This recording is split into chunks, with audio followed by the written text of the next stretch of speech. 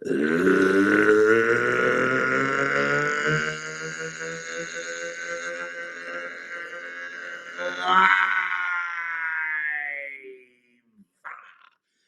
my man cave in Rocky River, it's the Bullpen with Adam the Bull.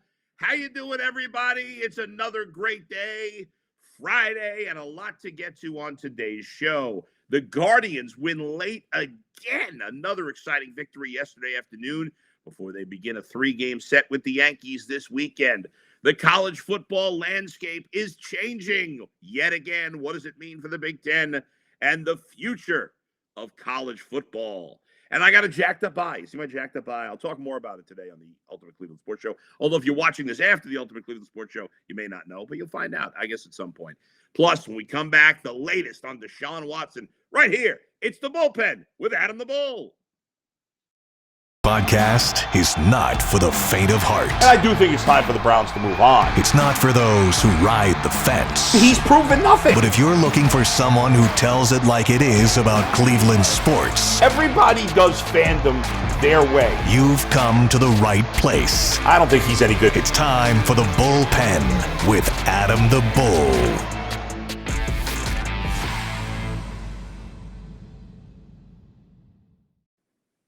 I got to dance a little bit, get the music on. Do a little white man overbite. Yeah. Anyway, hi, everybody. Big show today. And we begin with, every day there's news on Deshaun Watson. But this is some really interesting stuff. Obviously, we got word from Dan Graziano yesterday of ESPN that he tweeted at about 5:45 last night, Eastern time, for those who are not listening in Eastern time or watching. Dan Graziano of ESPN tweeted, per source, Deshaun Watson's 3-day hearing in front of discipline officer Sue L. Robinson has concluded. She requested post-trial briefs from both sides, no timetable for a decision. He soon followed that up with this bit of news. Post-hearing briefs are due the week of July 11th per source. So Watson's decision still likely weeks away. So obviously this has been going on forever, right? And as I said, both on the podcast and on the Ultimate Cleveland Sports Show, for us, we're all like, oh my gosh, will this just end already? But you got to keep in mind, as much as this can be annoying for us because of a football perspective, this is real life, okay? This is people's lives. It is the women who are accusing him of things. It is Deshaun Watson. It's their lives. And sometimes we get so caught up in our football enjoyment that we forget that. So it does need to be mentioned. That being said, can this get over already? And we all thought, I think we all just convinced ourselves that this weekend was going to be it. That today was the day. They were going to announce it on Friday, big holiday weekend, and then everybody would move on. But clearly, that's not the case. And there's a chance here we may not get a decision before training camp. If the briefs are not due until the week of the 11th, the earliest you would think is the week of the 18th. And at that point, who knows? The training camp starts, in like 4 weeks? Give or take a day or two. So I don't know that. I don't know. I don't know anything about it. About the decision. Nobody knows. Sue Robinson, maybe the NFL. I mean, we're all just stabbing in the dark here. But what we know is that we're going to be waiting at least another 12 days minimum. So we're not getting a decision until I would say the middle of the week of the 11th at best. But if you're hoping this goes well for the Browns, which I'm sure most of my viewers and listeners are, if you're hoping that maybe Deshaun Watson will not get as big a suspension as some others have said, and people, a lot of people have been consistently saying that Deshaun Watson was going to get a full season, and I know I've been consistently saying he's got to get at least 8 games. Not got to, but he's probably going to get at least 8 games. I've pretty much been consistent with that for 2 months. I thought it was going to be an 8-game suspension. I still think it's going to be an 8-game suspension. When it seemed for a while now that it would be longer, I've stood by that. Well, yesterday I saw some interesting tweets, and you know me, I like to beat up Mike Florio, and sometimes his tweets drive me nuts and drive a lot of people nuts in Cleveland now or whatever. But obviously he's talking a lot about a guy in Cleveland, so you're going to defend your guy fair or not. But here's a series of tweets around the same time that Graziano's tweets came out last night about 5:30. That Pro Football Talk, Mike Florio had. Now again, who knows what the truth is, but I'll share them with you. And if he's right about this looks potentially promising for the first time in a while for the Browns. He says, Deshaun Watson hearing has ended. Some information from a source with knowledge of the proceedings. 1, the NFL interviewed 12 alleged victims, and the hearing focused on 5 of the women making allegations against Watson. 2, and this is a big one, the case presented by the NFL included no evidence of violence, threat, force, or coercion by Deshaun Watson. Now, this is big. Now, it doesn't mean he's not going to get punished. His own lawyer has admitted he's violated the rule here. But there's a big difference between violating the rule of conduct and violating the rule by committing violence, threatening, forcing, coercing. Again, the case presented by the NFL included no evidence of violence, threat, force, or coercion. Now, again, Mike Florio could be wrong. His source could be wrong. I don't know. But Florio's had a lot of things that have lined up against Deshaun Watson. He's whatever. So I'm going to report what he says about that could potentially be good for him. 3, the NFL admitted that the punishment it seeks, indefinite suspension of at least 1 year, is unprecedented. And 4, the NFL admitted that its security director investigated the Robert Kraft situation and that no punishment was imposed on him. The bottom line is, now again, we're not in the hearing rooms. We don't know how, if Mike Florio's source on this is right for sure. So take everything with a grain of salt. However, if Mike Florio is correct about especially number 2, and I'll read it one more time, the case presented by the NFL included no evidence of violence, threat, force, or coercion by Deshaun Watson. If that part is true, then there's no way there can be a season-long suspension. It doesn't make any sense. In fact, if that is accurate, I don't even see how you could suspend them for 8 games. Again, no violence, no threat, no force, no coercion. I'm not saying that none of those things happened. I'm saying that Mike Florio's reporting that none of that was presented to Judge Robinson. And if that's the case, you suspend them for the conduct of sexual behavior, whatever it is, you're going to suspend them for that you've suspended other guys for before.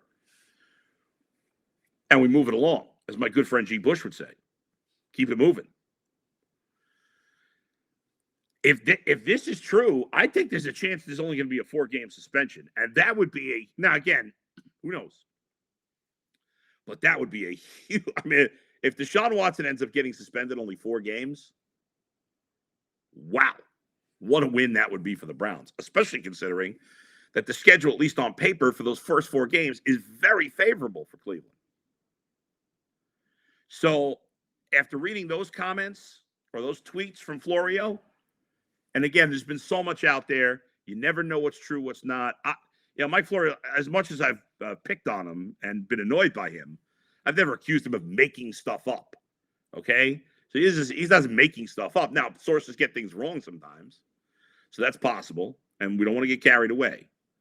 But if that key tweet, the second point he made, if that is accurate, then I don't see how Deshaun Watson can be suspended more than 4, maybe 6 games at the most. I just don't see it. I don't know how you could have an unprecedented suspension for a guy if, once again, there was no evidence presented of violence, threat, force, or coercion. How could you suspend a guy for an unlimited amount of time when you don't have any of those things? Unless I'm missing something here. I saw that tweet, and that was really eye-opening for me. So when most of the news has been bad, and again, by the way, I want to make it clear that in terms of what happened in real life between Deshaun Watson and these women, I have no idea. You have no idea. We all have our thoughts, our opinions, or they're all clouded by him wanting to play or not wanting to play, depending on if you're a Browns fan or not. You got to admit that to yourself. It's hard to believe.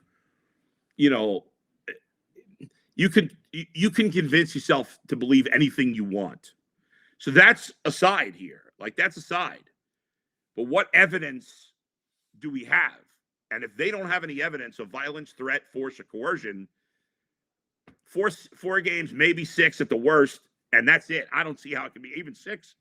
Honestly, seems a little harsh if there's no evidence of any of those things. So I apologize for continuing to clear my throat on the mic. I'll try to move off the mic next time I do that. I forgot to bring down water. I'm recording my show this morning. And I forgot to bring my water with me. I dropped the ball on that one. So that's why I'm a little throat cleary this morning. So obviously we'll keep an eye on that. We'll see if there's any news developing as the day goes along. We'll keep an eye over the weekend. And by the way, I will be doing a 4th of July special podcast. So be on the lookout for that. I'll be putting that out even though it's a holiday. I decided I wanted to, since I just started, I wanted to put out a special 4th of July podcast. All right, coming up later in the show, the college football landscape changing again. What is the ultimate game plan and goal for both the Big Ten and just the powerhouse college programs in general? But when I come back, another late come from behind victory for the Cleveland Guardians. And I got to thank somebody so much for helping the Guardians get there. I'll explain. That's coming up next, right here. It is the Bullpen. It is Adam the Bull, and we are good to go. Coming up. But first, folks, I got to talk to you about BetOnline.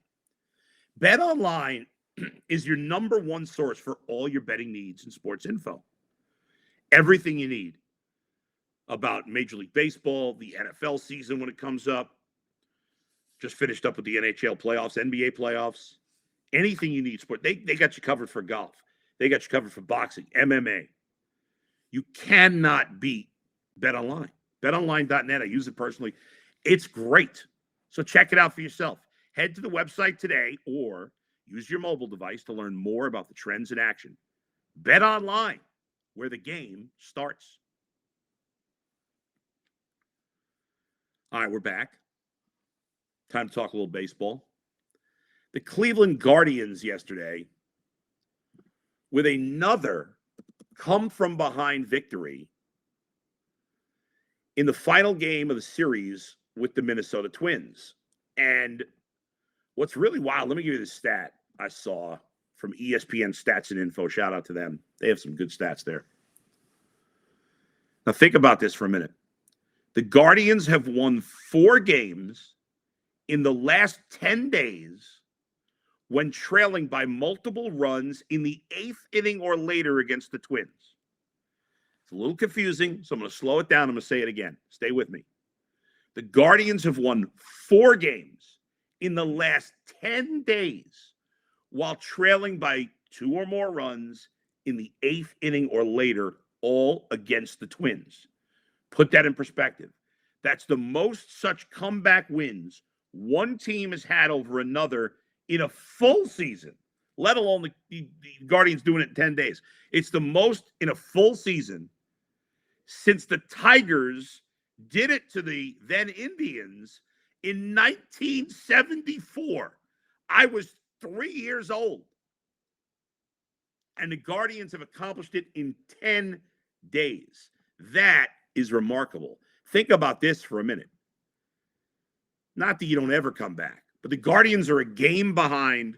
The Guardians are a game behind the Twins, right?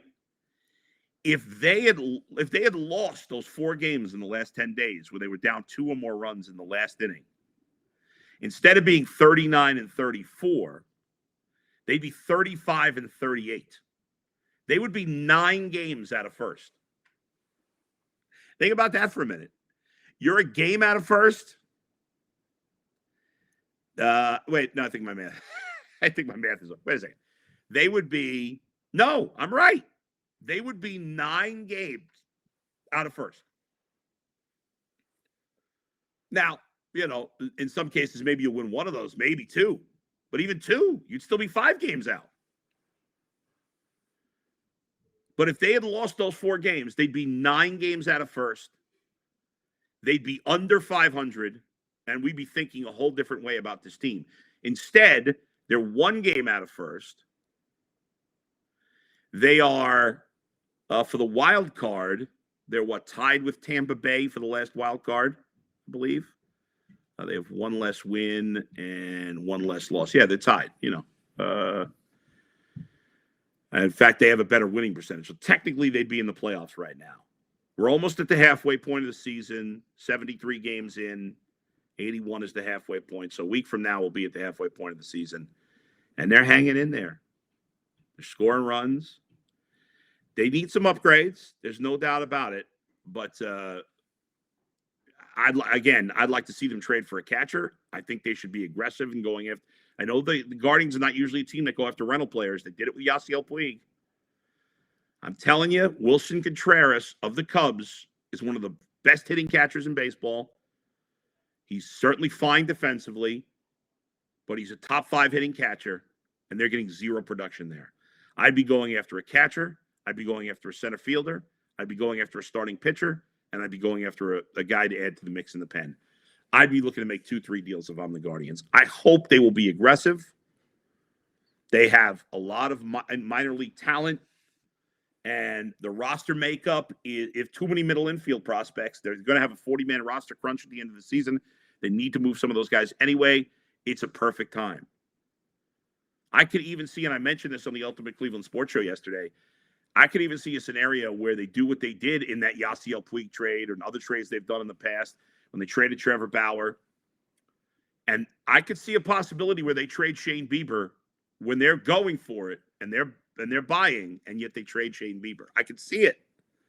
I could, because Shane Bieber is not going to be here long term. They're going to trade him probably at the end of the season. I could see them making a ton of moves, being very aggressive, acquiring 3, 4, 5 major league players and trading Shane Bieber away. I think it's possible. I don't think it's likely, but I definitely think it's possible. Don't rule it out. In terms of the last 2 days, obviously, the Guardians had been playing great baseball. Remember, they were red hot and won, I think it was 18 out of 22 or 17 out of 21. I can't remember now.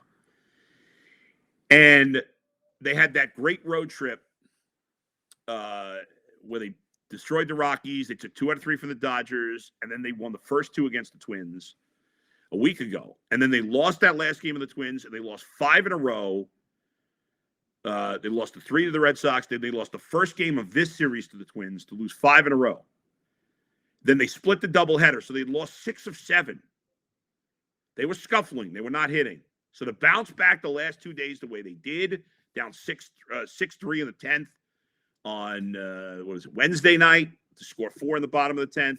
And then yesterday, they were down early. They tie it up. And then the walk-off 2-run homer by Jimenez. But we, as Guardians fans, we have to say a big thank you to Twins manager Rocco Baldelli, because I don't know what this guy is doing.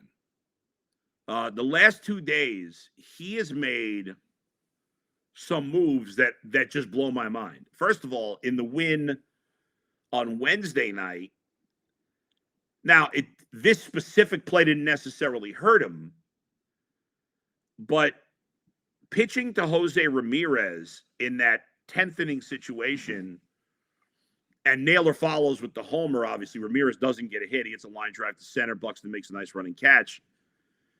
But the move there is to walk Ramirez. I know he'd be the winning run on base, but Jose Ramirez is your best player. Now, and it ended up being Naylor that nailed the game.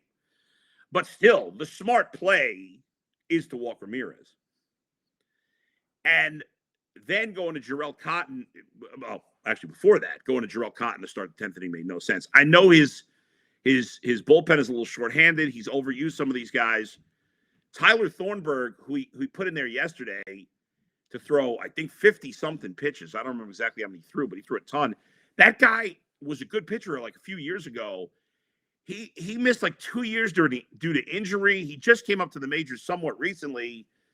Like, this guy has barely pitched for the last few years. To throw him that many pitches in a big spot was crazy, but thank you, Baldelli. And then, again, what I can't believe, with a base open in a 3-3 game in the bottom of the ninth, I don't understand why on earth of all the moves, this was the dumbest. Because I thought not walking Ramirez didn't make much sense, but at least Naylor's been good. You know, Naylor's your whatever. You know, he's probably your third or fourth best player.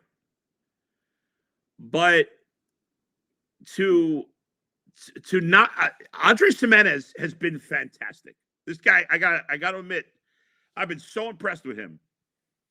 I thought he was a decent player. But so far this year, he's been a lot better than decent. I mean, he's an all-star. I think he's going to be an all-star. I hope he is. He's played great. Great. And you got a runner on second, and you have a base open, and the Guardians on deck have Palacios.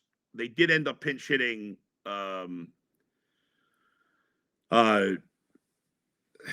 But I just don't understand why on earth in that situation, why you would pitch to Jimenez there.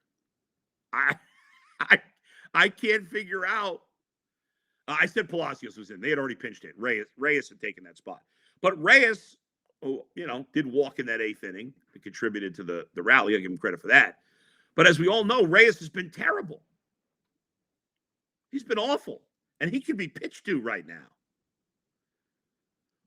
And Reyes is a righty. Jimenez is a lefty. The pitcher is a righty. And right now, clearly, Jimenez is your second best hitter. And, obviously Ramirez is the best player on this team. But Jimenez has been your best guy besides him. So thank you, Rocco Baldelli, for making an all-time blunder. I mean, a number of blunders 2 days in a row. I have no clue what he was thinking. But to me, he was completely lost in the soup. I would have never pitched to Jimenez in that spot. Fortunately, they did, and Jimenez took care of business. So instead of, it looked like the Guardians were going to, after getting swept by Boston, it looked like the Guardians were going to lose this series. Instead, they rallied back 2 nights, or a night, and then yesterday afternoon. They end up winning this series against the Twins to end up just a game out of first. Now it gets even tougher. You got the Yankees coming in this weekend. As much as it pains me to say it, the Yankees are the best team in baseball right now. And they've got 2 of their better pitchers going this weekend. And again, I'll be back for a 4th of July show on Monday. We'll see how the weekend went. And the schedule much more favorable between now and the All-Star break after this Yankee series.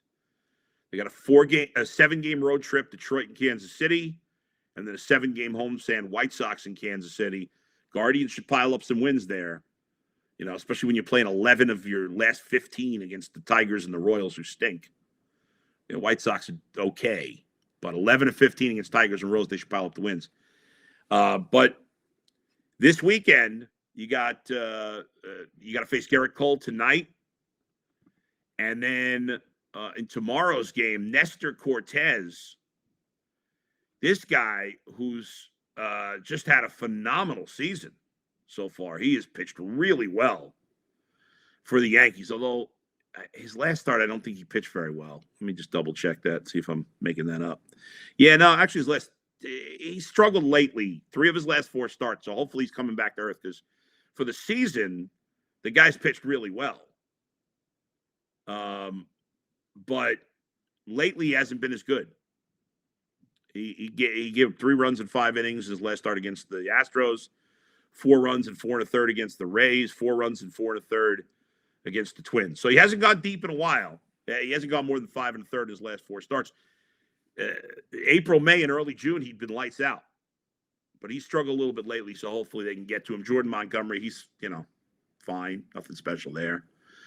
But the Guardians are going to need to pitch well, because we know the Yankees can hit. And they got their, obviously Garrett Cole's pitching tonight is a stud, and Savali's been unreliable. It'd be interesting to see Tristan McKenzie. I mean, Tristan, his last couple of starts, has been very shaky.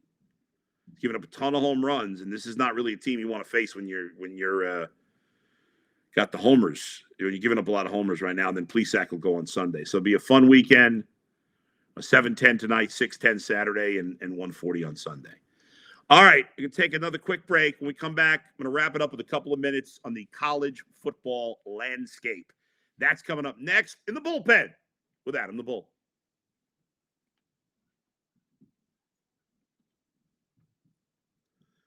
All right, welcome back. And down the stretch we come. So yesterday, I'm clearing my throat. My nose is running. This is beautiful. Yesterday, the announcement comes that both UCLA and USC will be leaving the Pac-12 and going to the Big Ten, because nothing says upper Midwest football like 2 teams in California or Rutgers. So listen, I don't really, when players started being able to make money off their name, image, and likeness, I heard a lot of people screaming, "Oh my God, it's becoming professional football," blah, blah, blah, all these whining and crying. What about the traditions? What about this? Those things have been dead. The people whining about that didn't care when it was the schools making money, the coaches making money, the athletic directors making money. Everybody was getting rich except for the players. Now the players are getting rich too, and I say good for them. But at this point, the conferences are a joke. And where we are headed with, and I don't care that whatever. Now the Big Ten is 16 teams. It's absurd. And I don't know how they're going to figure this all out by 2024. But what I do know is it feels like every good team in college football is going to head into either the SEC or the Big Ten, and they need to break away from the rest of college football and just play each other, and that's it, right? Aren't we headed that way? I thought it would just be the smaller D1 conferences like the MAC and conferences like that would break away. But frankly, the Big 12 now stinks. The Pac-12, and now UCLA and USC haven't been their best teams, but from a notoriety standpoint, and it's just a matter of time before the other big schools in that conference leave, and that's where we're headed. The ACC still got Clemson, I get it. Notre Dame's still independent, but aren't we now headed to the point where we're going to take the top, I don't know, and it may not even be every Big Ten school, because I guess you keep Rutgers to try to get the New York market, which is always laughable to me, because I never knew a single person in New York that cared about Rutgers. As I lived in New Jersey, later in life, before moving here, I knew some people, but growing up in New York, I never knew a single person that cared about Rutgers football. But whatever, maybe there are people who care now. I don't know everybody in New York. There's a lot of people. But I think it's pretty clear that we are headed to eventually the top programs in college football. I don't know if that's 30 schools. I don't know if it's 40 schools. I don't know, maybe it's more than that. But they're making a ton of money. They will break away from the rest of college football. They will probably break away from the NCAA and just do their own thing. And all the angst that these coaches have had because the poor kids are able to make money now, and it's made harder for poor Nick Saban to recruit kids because they're going to other schools. Oh, poor Nick. I feel so sorry for you. What a tough life little Nicky Saban has. I don't know how he gets up in the morning. Now, things are going to get even crazier. As all the big, the SEC's been flexing its muscles, stealing teams, right? Oklahoma, Texas. And now the Big Ten did the same. In fact, the report is that UCLA and USC reached out to the Big Ten. It's going to be fascinating to follow where this goes. All right. Hope you enjoyed this Friday, latest edition of the Bullpen with Adam the Bull. Remember, again, I'll be back on Monday with a special 4th of July edition. I might even put it out later in the day so I can watch Joey Chestnut hopefully break another hot dog eating record and report on that. We'll see. But some point on Monday, I will put out another episode. I might put it out in the afternoon instead of the morning, though. Also, we'll have the latest on Watson for the weekend, a big series for the Guardians against the Yankees. That's all coming up. You can watch the podcast at any time on YouTube, Apple Podcasts, Spotify. Make sure you please subscribe to the UCSS Ultimate Cleveland Sports Show YouTube channel. Please watch me and all the other guys. We're having a great time on the Ultimate Cleveland Sports Show as well. Also, I'm doing Cameo videos. Check me out on cameo.com. Adam the Bull. Birthday greetings, whatever you want. Love it. All right, I'll talk to you next week. Everybody have a great weekend, great 4th of July. But again, I will be back for a 4th of July episode right here on the Bullpen with Adam the Bull. Have a great day, everybody. Bye.